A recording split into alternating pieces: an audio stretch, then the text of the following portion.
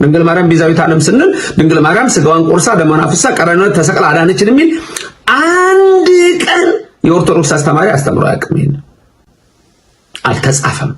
ቤዛዊት ዓለም ግን ድንግል ማርያም ትባላለች አትባልም? በደንብ ነው እንጂ የምትባለው የኔ ጌታ፣ በደንብ ነው እንጂ የምትባለው። ወላዲተ አምላክ ተብላ እመቤታችን የምትጠራው ቤዛዊት ዓለም ተብላ እንዴት እንደምትጠራ እንመለከታለን። መጀመሪያ ግን ፍጡራን ቤዛ መባል ይችላሉ አይችሉም? ይችላሉ። እንዴት? ቤዛ ምንድነው? አይደለም ፍጡራን ቤዛ ተብሎ ዕቃ ቤዛ ተብሎ ይጠራል። በነገራችን ላይ ቅድም ያልኳቸው ለምሳሌ ጫማ ቤዛ ተብሎ ይጠራል። ጫማ ለማን ነው ቤዛ የሚሆነው? ለእግር ነው ቤዛ የሚሆነው። ፍጡራን አብርሃም ቤዛ መባል ይችላሉ? ይችላል። ይስሐቅ ይችላል። ያዕቆብ ይችላል። ዮሴፍ ይችላል። ሁሉም ይችላሉ። ቅዱሳን ቤዛ ይሆናሉ።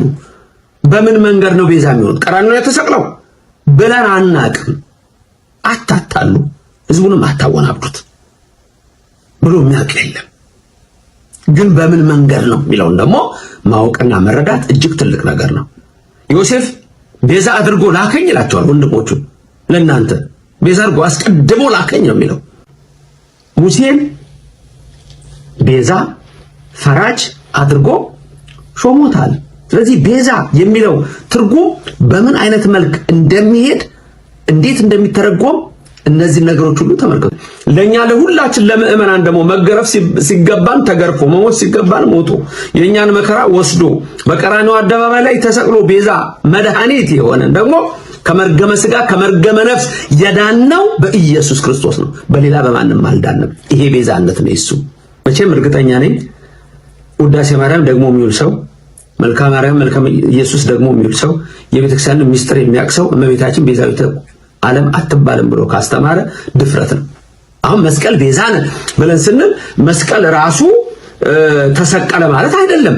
መስቀል ግን ለኛ ቤዛ ሆነ ስንል ምን ሆነ? ዋጋ ሆነ፣ ምክንያተ ድኂን ሆነ። ኢየሱስ መስቀል ላይ ተሰቅሎ ደሙን አፍሶ አዳነን።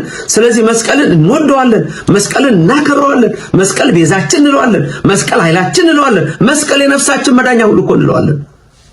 ኦርቶዶክስ ይሄ ነው፣ ተዋህዶ ይሄ ነው። ስለዚህ በዚህ መልክ ድንግል ማርያምን ቤዛዊተ ዓለም ማለት አይቻልም የሚል ትምህርት በእውነት እንዲህ አይነት ትምህርት የሰጠ ሰው ሊታረምና ይቅርታ ሊልም የሚገባው ይመስለኛል። ታዲያ እመቤታችን ከሰው ሁሉ ወገን ተለይታ ምክንያተ ድኅን ስትሆን ቤዛዊተ ዓለም እንላታለን። እንደሷ ያለ እኮ ማንም ስለሌለ ነው ቤዛዊተ ዓለም ደግሞ የምናትሷን በተለየ መልክ። አያችሁ፣ ስለኛ ፈንታ ንጹሕ ሆና የቀረበች ቤዛችን መመኪያችን ድንግል ማርያም ናት እኮ። ለዚህ ነው ቤዛዊተ ዓለም ላይ ስለኛ ቆሸሽን አደፍን ንጽሕት ሆና ግን የተገኘ ዘር እሷ ናት። ባለፈው በእመቤታችን ንጽሕና የተለያየ ነገሮች ሲነሱ አይቻለሁ። እዚህም ወደ ካሊፎርኒያ አካባቢ ብዙ ሰዎች ሲሳሳቱ በእንግሊዘኛውም በምኑም አይቻለሁ። የእመቤታችን ንጽሕና ለማጉደፍ የሚነሳ ትውልድ እንዳለ አውቃለሁ። ከዚህ በፊትም አይተናል፣ ወደፊትም በደንብ እንማራለን። እና እመቤታችን እኮ አባ ሕርያቆስ ምን አለ? እግዚአብሔር ከሰማይ ሆኖ ተመለከተ፣ አሸተተ፣ እንዳንቺ ያለ አላገኘም አላት እኮ። ቤዛ ናት እመቤታችን። ልበ አምላክ ዳዊት በመዝሙር በረከቱ ይደርብንና መዝሙር 44 ላይ የሚናገረው ቃል ምንድነው? እስመ ፈተወ ንጉሥ ነኪ ይላታል እኮ። ንጉሥ ውበትሽን ወደደ። ቤዛ የሆነችው ለእኛ እሷ ናት። ተመልከቱ፣ ቤዛዊተ ዓለም ስንላት እመቤታችን ምክንያተ ድኂን መሆኗን፣ አማላጅ መሆኗን፣ በእኛ ፈንታ ንጹሕ ሆና የተገኘች የእኛ መመኪያ የምንላት፣ መላእክት እህታችን የሚሏት እህቶሙ ለመላእክት፣ ነቢያት ትንቢታችን የሚሏት ትንቢቶሙ ለነቢያት፣ ሐዋርያት ሞገሳቸው ስብከታቸው ነች። ሞገሰ ስብከቶሙ ለሐዋርያት፣ እሞሙ ለሰማዕት የተባለች የሰማዕታት እናት የተባለች የኔና የናንተ ሁሉ እናት እመቤታችን ቤዛዊተ ሁሉ ዓለም ትባላለች። አንዳንድ ጊዜ ተማርን ብላችሁ ከነዛ ከእናቶቻችን እንኳን ከሚያውቁት አንሳችሁ እንዳትገኙ ጥንቃቄ ያስፈልጋል። እንዲሁ ዝም ብሎ የሚባል ነገር የለም። ቤተክርስቲያናችን ጥርት ያለ ጥንቅቅ ያለ ትምህርት አላት። ስለዚህ ኢየሱስ ብቻ ነው ቤዛ የሚባለው ድንግል ማርያም አትባልም የሚል አስተምሮ ቢኖር አይ ሌላ ቀርቶ ጫማም ተብሏል፣ በግም ተብሏል፣ ጋሻም ተብሏል። ነይ ቤዛ ነሽ አሉ ለዓለም ተብሎ አይሰበክም። እውነት ድንግል ማርያም ቤዛዊተ ዓለም አትባልም ወይ የሚለው ይሄ ቤተክርስቲያን አስተምሮ ነው ወይስ አይደለም የሚለውን የቤተክርስቲያንን ትምህርት ከሚያስተምር ከዲያቆን ያረጋል የተገኘ መልእክት አለ። እሱ መልእክት ማለት አሁን የተነገረ አይደለም። ከዚህ በፊት ቀድሞ እንደነዚህ አይነት መናፍቃና ካዲዎች የተላለፈ መልእክት ነበር። እሱን በማስረጃ አቀርብላችኋለሁ ቀጥዬ። ነገር ግን ማወቅ የሚገባችሁ ኦርቶዶክሳውያን አንድ ሰው ጳጳስ ሆኖ በዚህ ደረጃ እንዴት የመንፍቅና ነገር ያወራል ብላችሁ ግራ ለተጋባችሁ ሰዎች ይሄ ሰው ማለት ማን ነው የሚለውን ዞር ብላችሁ 1-2 ዓመት ለማየት ሞክሩ። ይሄ ሰው ማለት በህገወጥ መንገድ ጵጵስና ከተሿሿሙ ሰዎች መሃል አንደኛው ይሄ ነው። ስርዓተ ቤተክርስቲያንን ከጣሱ መሃል አንደኛው ይሄ ነው። ለዛ ነገር ብቁ ሳይሆን ብቁ ነን ብለው በግዳጅ ራሳቸውን የሾሙ ሰዎች መካከል አንደኛው ይሄ ነው። በመጨረሻ ደግሞ በአስገዳጅነት ፍትሐ ነገሥቱ ተጥሶ የቤተክርስቲያን መጻሕፍቶች ተጥሰው በአደባባይ ጵጵስና ካገኙ ሰዎች መሃል አንደኛው ይሄ ነው። ስርዓተ ቤተክርስቲያን ተጥሶ አሁን ላይ አውደ ምሕረት ላይ ቀሚስና ቆብ አድርጎ ቆሞ ይህንን የመንፈቅና ትምህርት ሲያስተምር አይግራማችሁ። ምክንያቱም ከዚህ የሚበልጥ ነገር ኦርቶዶክሲያንን ብዙ በደል እንዲደርስባቸውም ስላደረገ ማለት ነው። ስለዚህ ብዙ አትደናገጡ። ለማንኛውም ስለ ሰውየው ለማውራት አይደለም። ነገር ግን ይሄ እሱ ያስተማረው ትምህርት በፍጹም የቤተክርስቲያን ትምህርት አይደለም። ትክክለኛው የቤተክርስቲያን ትምህርት ማለት ይሄ ነው። ስሙት። ኢየሱስ ክርስቶስ ብቻ ነው። አዎ ነው። ግን ቤዛ የሚለው ቃል ለማርያም ለሌሎች መጠቀም የለበትም መሆን የለበትም። ይሄ ማለት ይላል ድንግል ማርያም ቤዛ ከተባለች ሌላ ማንም ቤዛ ከተባለ የኢየሱስን ቤዛነት መሻማት ነው፣ መጋራት ነው፣ ፖሊቴይዝም ነው፣ አምልኮ ባዕድ ነው፣ አምልኮ ጣዖት ነው ይላሉ። ነው ወይ ግን መጽሐፍ ቅዱስ ምን ይላል? ኦሪት ዘጸአት ምዕራፍ 30 ቁጥር 12 እና 16 ላይ እንዲህ ይላል፣ አንተ የእስራኤልን ልጆች ቁጥር ተቀብለህ በቆጠርካቸው ጊዜ መቅሰፍት እንዳይሆንባቸው በቆጠርካቸው ጊዜ ከነሱ ሰው ሁሉ እንደ ቁጥራቸው መጠን የነፍሱን ቤዛ ለእግዚአብሔር ይስጥ፣ የማስተስሪያውንም ገንዘብ ለነፍሳችሁ ቤዛ እንዲሆን ለእስራኤል ልጆች መታሰቢያ ይሁን። እንግዲህ ታሪኩ ብዙ አለው ከጀርባ። ወደዛ ማብራር ከገባው ብዙ ጊዜ ያልክ ያ ቤዛ የተባለው ምንድነው?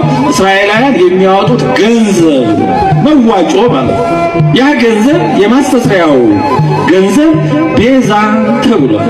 ይሄ ማለት ይሄ ቤዛ ሰውን ከሞት ያድናል እንደ እግዚአብሔር ያለ ነው ማለት ግን አይደለም። ምሳሌ 21:18 ላይ ኃጥእ የጻድቅ ቤዛ ነው ይላል። ኃጥእ የጻድቅ ምንድነው አለ? ቤዛ ነው። ይሄ ማለት ኃጥእ ስጋውን ቆርሶ ደሙን አፍሶ ከሲኦል ያድነዋል ማለት ነው አይደለም። እንደዚህ ያለ ተረዳት ጤነኛ ሰው አይኖርም። ያግባባል። ኮንቴክስት አውት አንድ ቃል ለብዙ ነገር ጥቅም ላይ ሊውል ይችላል። ኃጥእ የጻድቅ ቤዛ ነው ካለ በኋላ ቀጥሎ እዛው በደለኛ የቅን ሰው ቤዛ ነው። በደለኛ የቅን ሰው ቤዛ ነው ይላል። ይቀጥላል። ትንቢተ ኢሳይያስ ምዕራፍ 43 ቁጥር 3 ላይ እግዚአብሔር እንዲህ ይላል፣ እኔ የእስራኤል ቅዱስ አምላክ እግዚአብሔር መድኃኒት ነኝ፣ ግብፅን ለአንተ ቤዛ አድርጌ ሰጥቻለሁ። ግብፅን ለእስራኤል ምን አድርጌ ሰጥቻለሁ አለ? ቤዛ አድርጌ ሰጥቻለሁ። ታዲያ ግብፅ ለእስራኤል ቤዛ ነው ማለት ልክ በኢየሱስ ክርስቶስ እንደሆነው ከሞት ያድናል ገነትን ይከፍታሉ ግብፃውያን ማለት ነው አይደለም። ለራሳቸውም እንደዛ ነው። ግልጽ ነው አይደለም ሐሳቡ። ስለዚህ አንድ ቃል በተለያየ አግባብ ለብዙ ነገር ጥቅም ላይ ይችላል። ይሄ ቃል ለዚህ ብቻ ነው እያርገ ወይ እየወረደ አይነት ከከፍ ዝቅ የለው አይባልም። መጽሐፍ ቅዱስ እንደዛ ነው የሚያሳየው። ብዙ ይሄን የመሰላሉ የሐዋርያት ሥራ 7:35 ላይ ሙሴን ለእስራኤል እግዚአብሔር ሹምና ቤዛ አድርጎ ላከው ይላል። ሙሴን ለእስራኤል ሹምና ቤዛ አድርጎ ላከው። ማንን ነው የላከው? ሙሴን። ላኪው እግዚአብሔር ነው፣ ተላኪው ሙሴ ነው። ወደ ማን ነው የላከው? ወደ ወገኖች ወደ እስራኤል። ምን አድርጎ ላከው አለ? ሹምና ቤዛ። ቅዱስ እስጢፋኖስ ነው ያንን የብሉይን ታሪክ ተርኮ ሲነግራቸው ሹምና ቤዛ አድርጎ ላከው። ታዲያ ሙሴ ለወገኖቹ ቤዛ ከነበረ ሌላ ቤዛ አያስፈልግም ማለት ነው? ሙሴ የክርስቶስን ቤዛነት ይሻማል ማለት ነው? ጭራሽ እንዲህ ያለ አረዳድ አይደለም።